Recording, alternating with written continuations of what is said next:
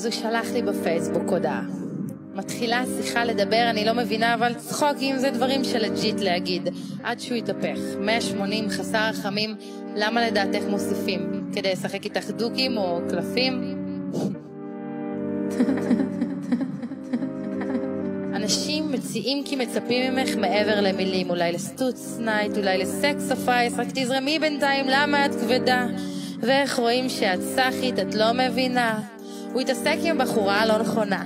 מיד נכנסתי לעמדת הפרקליטה, מרדון בבקשה, תסביר לי במהרה האם כל בקשה שמגיעה ואני פשוט מאשרת אותה, האם זה אומר שאני מוכנה? ככה סתם לקפוץ למיטה, לשכב איתך אדם זר שלחלוטין הכניס את עצמו לצרה.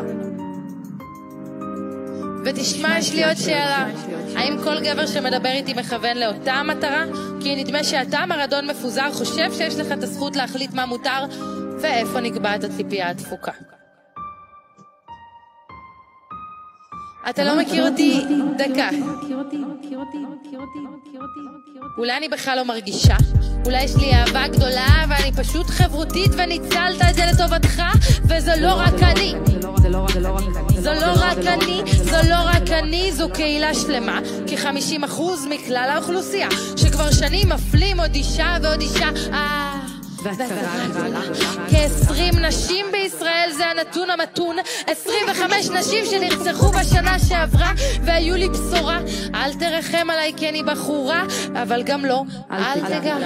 לצערי זה לא משהו שכל אישה מרגישה שהיא יכולה, זה הרשות הקלה, הלחיצה לא נעימה. אני לא רוצה להרגיש את הרגל שלך.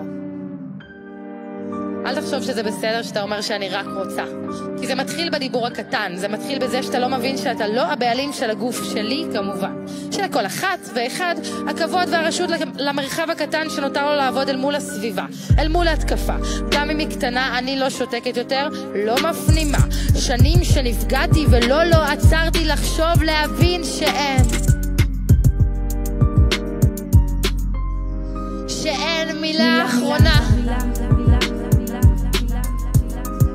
ואני רוצה שאתה תדע שיש עוד אפשרות מעולה, אולי שאתה והעבודה תבינו שזה שאני אישה לא אומר שאני חייבת לך.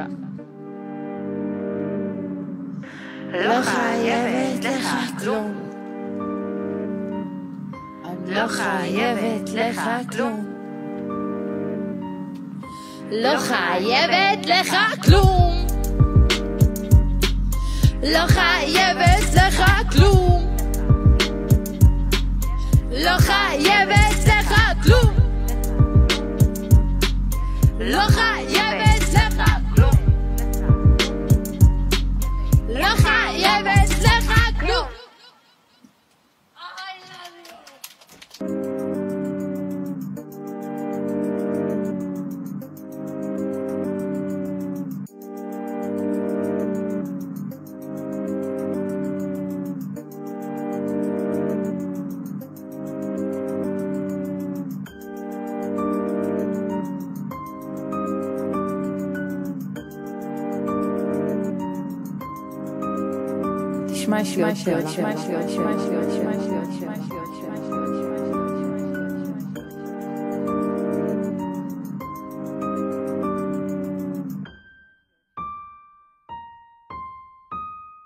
אתה לא מכיר אותי? מכיר אותי?